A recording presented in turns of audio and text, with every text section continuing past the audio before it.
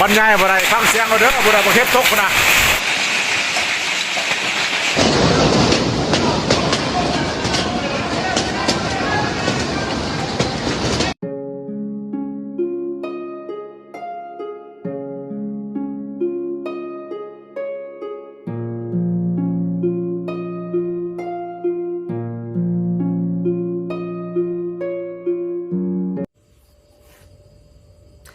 สบายดีก่อนนอนคืนนี้วันที่22เดือน3ปี2026หรือว่าวันที่22เดือนมีนาคมปี2026เนาะมี2ข่าวเนาะในปี2026ภายในเดือนเดียวภายในเดือน3ปีนี้เนาะทางฝั่งลาวเฮาก็คือกันกับทุกคนทั่วโลกณตอนนี้เกี่ยวกับน้ำมันแม่นได้ครับผลกระทบน้ำมันขาดแคลนแม่นทั่วประเทศแต่หนักที่สุดฝั่งสปป.ลาวเฮาเป็นข่าวที่2ในปีเดียวกันคือว่าปี2026ในเดือน3ปี2022มื้อนี้ก็มีอีกเรื่องเล่าที่น่าสงสารเป็นตาอีตนพี่น้องชาวลาวเฮาทางภาคเหนือทางนครหลวงเวียงจันทน์เพิ่นได้รับความเสียหายหลายที่สุดพี่น้องเนาะน้ำมันนอกจากน้ำมันบ่เพียงพอในลาวเฮาแล้วก็ยังมาเกิดภัยพิบัติจากธรรมศาสตร์เนาะก็คือพายุฤดูร้อนถล่มฝนตกหนักครั้งแรกของปีเฮ็ดให้มีหมากเห็บตกลงมานํเฮ็ดให้เขื่อนซ่านบ้านซองยานพาหนะได้รับความเสียหายหลายที่สุดเนาะในคลิปนี้บัวเงินจะรวบรวมคลิปจากพี่น้องชาวโซเชียลทาง Facebook เพิ่นได้ลง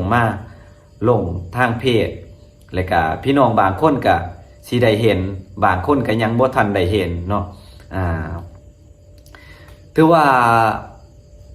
เรื่องแบบนี้บัวเงินบ่เคยเห็นจักเทื่อในชีวิตเลยก็บ่เคยเห็นอยู่บ้านเฮาเคยได้ยินแต่ข่าวว่ามีฝนตกหมากเห็บตกประมาณนี้เคยเห็นได้ยินผู้เฒ่าเขาเล่าต่อกันมาแต่ว่ามื้อนี้ได้เห็นจากคลิปวิดีโอของพี่น้องชาวโซเชียลเพิ่นลงมาทาง Facebook บ่เงินก็เลยว่าอยากเผยแพร่ให้พี่น้องเฮาทุกคนได้เบิ่งนำกันเนาะเพื่อรุ่นลูกรุ่นหลานเฮาก็สิได้เห็นและเฮาก็บ่ฮู้ว่าอนาคตเฮาข้างหน้าธรรมศาสตร์ภัยพิบัติมันสิเกิดขึ้นอีกตอนใดทางฝั่งลาวเฮาคือตอนนี้นะเกิดขึ้นแล้วและก็ได้รับความเสียหายหลายพอสมควรเป็นจังใดเฮาไปติดตามเบิ่งคลิปนํกันเนาะและบ่เงินขอเป็นกำลังอีก1กำลังใจให้พี่น้องนครหลวงเวียงจันทน์เพิ่นเนาะทางภาคเหนือขอให้สู้ๆเป็นกำลังใจให้เด้อขอให้ผ่านพ้นในครั้งนี้ขอให้ผ่านพ้นไปไวๆและก็อย่าให้มีอีกเป็นตาอีตนสงสารหลายเนาะภัยก็บ่อยากเกิดบ่อยากให้มีเรื่องแบบนี้เนาะเป็นกำลังใจให้เด้อพี่น้องสาวลาวเฮาทุกท่านเนาะที่อยู่ในโลกนี้เนาะเป็นกำลังใจให้จังได้ไปติดตามเบิ่งคลิปนํกันพี่น้องเนาะ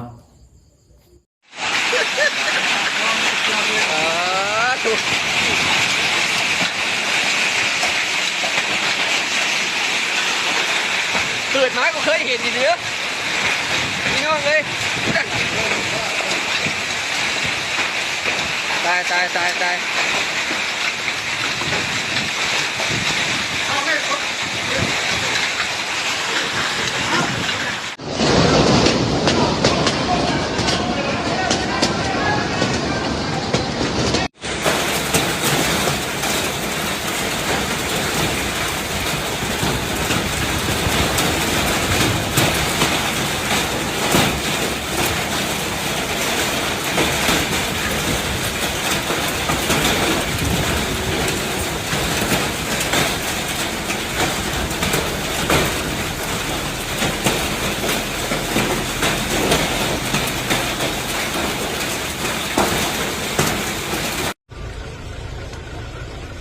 cái này bằng nhính nhồi thì phải ơi đục khởi cho bà hừ อีพ่ออีแม่เอ้ยสดๆฮอนๆมักเฮ็บตกอยู่ยังกันจะเบิ่งรถข่อยแตกมุนเบิดเลย แหลมบ่พอจอดไว้อยู่นอกอีกได้ฮะนะ4 คันบ่ฮู้ว่ามันสิรอดหรือมันจังไดป้าสูจังให้ครั้งแรกของชีวิตที่ขนาดนี้ แล้วเฮือน2 บอนแล้วเฮือนจะเป็นแนวใดยังบ่ทันฮอดเฮือนเชื่ออันนี้ยังฮอดแต่กลางทางป้า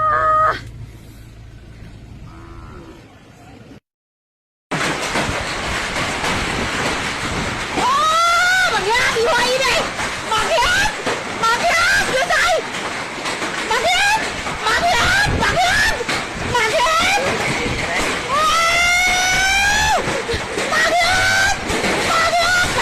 บักยากโอ้ยเกิดมาเป็นคนบ่เคยได้เกิดเทมาแล้วเพื่อนเทมาแล้วโอ้ยรวยแม่ลูกใส่กระไดคนพ่อคนแม่บักเฮ็ดลูกใส่กระไดพูดเทมาเลยเฮือนนี่พูดบังลูกใส่กระไดบักเฮ็ดคนพ่อคนแม่บักเฮ็ดกูบ่เคยเห็นตายตั้งแต่กูเกิดมาหากระจังเห็นโอ้โหหมากนี่ห่วยแม่โว้ยตายมาเฮ็ดโทษ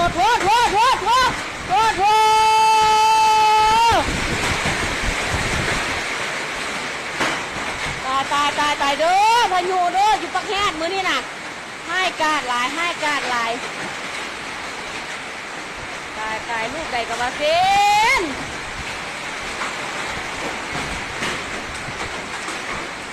คนน่ะอันลูกน้อยเลยดิลูกน้อยไหลเข้าเนื้อนี่ลูกน้อยอันนี้ลูกน้อยคนน่ะอันนี้ก็ลูกน้อย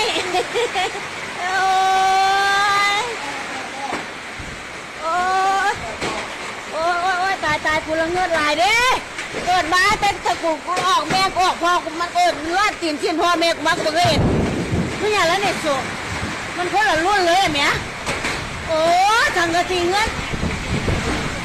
กูก็เห็นแต่รุ่นนี้อันนี้เอียงนี่นั่นแม่มึงเอ้ยโทษกูไม่เคยเห็นจังเสือพุ่นน่ะเบิ่งช่วยกันรู้จักสว่างผู้เหลือยังเลยบุญเบิดมึงเห็บตกพุ่นน่ะตายนี่อย่างคือเป็นอย่างสิโทรหาใครแม่อยู่ดงดกดูบ่เป็นอย่างวะจัดสว่างอันนี้เวียงคำจัดสว่างพุ่นน่ะรถกระแตกเบิดโอ้ยชิไปเหลือมันเป็นหลังคาดิตายนี่อย่างคือเป็นอย่างสิพุ่นน่ะ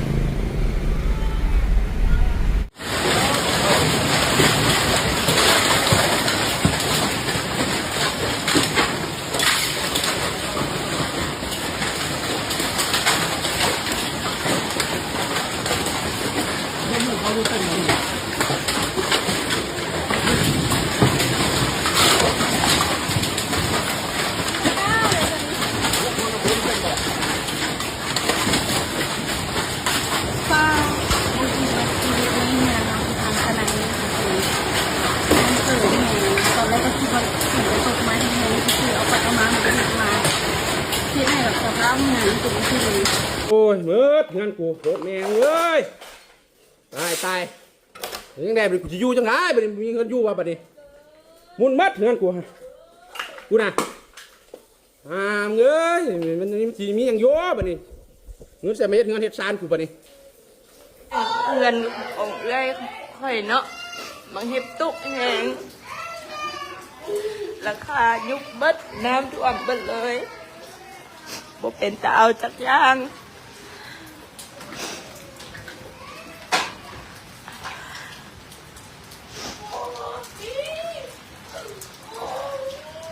อันนี้มันชื่อหนองแต้งหมดเลยหลังคาเพื่อน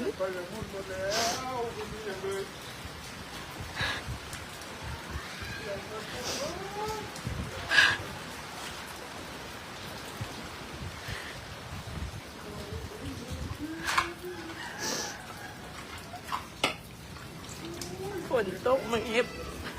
มาบาดเดียวเอาอย่างกับบ่ทัน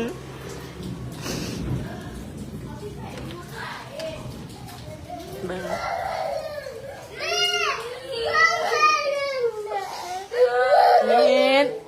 มิด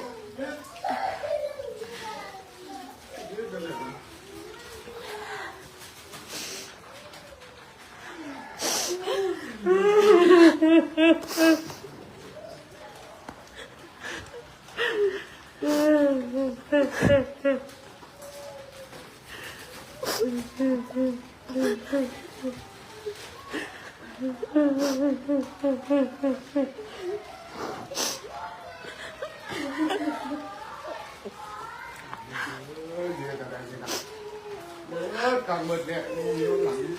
อยู่เลยนี่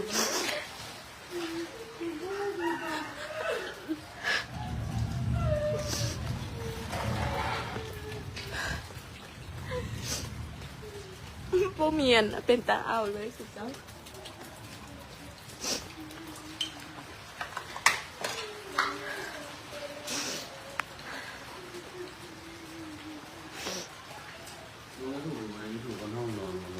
อันนั้นกับอันนั้นมัด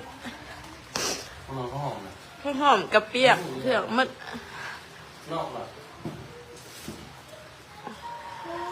หมดเลยเงินกูได้เป็นแล้วสุดเจ้าเอ้ยโอ้ย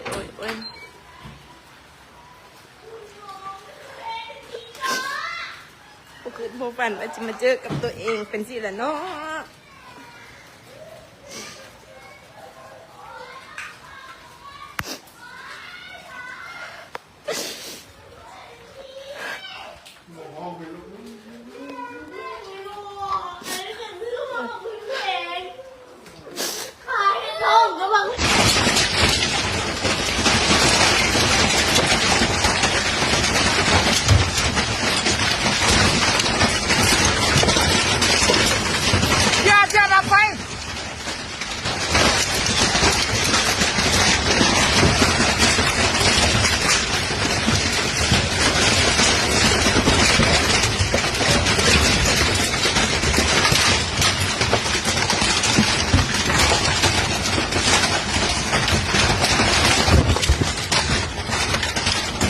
ตายแล้ว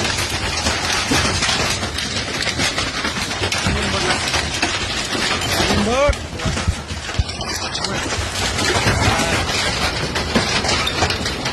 ตายแล้วเป็นไงมุนหมดละ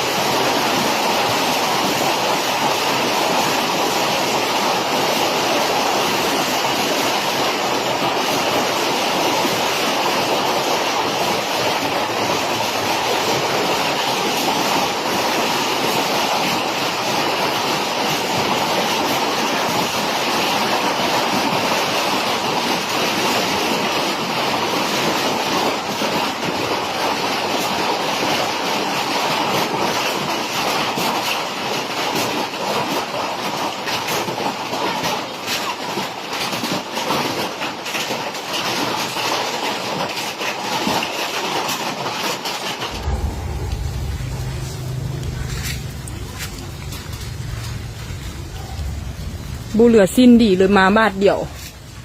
บ่เคยพ่อเคยเห็นมักเห็บตกอยู่เวียงจันทน์พี่น้องเอ้ยเบิ่งพี่ลึกพี่โลเบิ่งไหมก้อนบักใหญ่อันนี้มันละลายแล้วได้ตอนมันตกทำอิฐเขาเออกมาถ่ายบ่ได้เบิ่งไหมก้อนบักใหญ่เลย สังกะสีค่อยก็จนหัวหมดสิเบิ่งเป็นป้องอยู่ซอดหมดนี่ประมาณ10ปลาย20หูคนเบิ่งไหมหูใดก็บักใหญ่จีกไปเป็น5เซน10เซนดีแต่เอารถเข้าโฮมคันว่าสั้นรถละเอียดแก้วแตกแท้ที่เห็นบักเห็บเลยกินน้ำก้อนเลยบักเห็บเรียงจันทน์ตั้งแต่เกิดมาหาก็เห็นเธอเดียวนี่พี่ลึกพี่โลลงปงปังมาลงปงปังเห็นขนาดละลายเลยนี่ตอนมันตกทำอิฐฟ้าอย่างฝนมันใช่บ่ได้คันมันอยู่นอกนี่แวนรถนี่ยันแตกละหมดเลย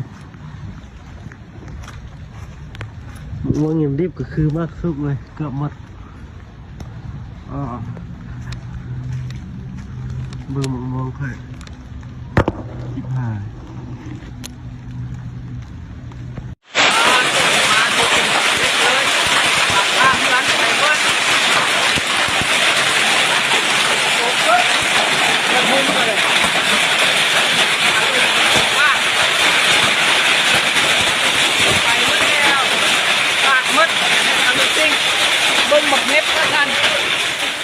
ความมันใหญ่หลายฟ้าหลายปีแล้วก็เคยเห็นตายที่เลิกป่านนี้มักเห็บเนี่ยอ๋อจะติดกอกเลยอย่าหายลาย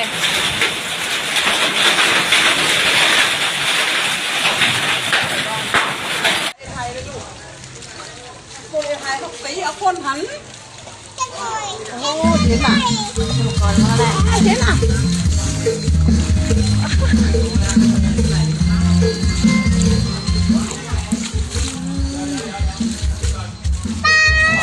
อวดว่าเย็นก็ว่าเธอป้าอึ้งนี่โซ่โซ่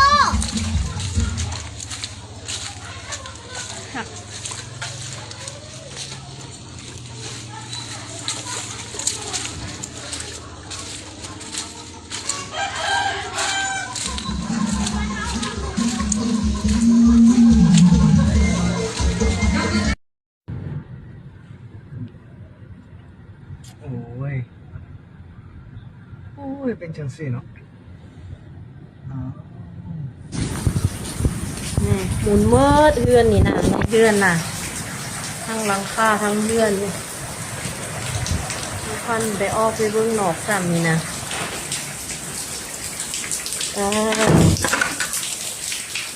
อีกุ้งหองนี่ก็หมุนเมิดนี่น้ำ บรรยายบ่ได้ฟังเสียงเอาเด้อบ่ได้บ่เฮ็ดตกพุ่นน่ะก่อนบ่ใหญ่พุ่นน่ะบักสิก่อนบ่ใหญ่เด้อเด้อ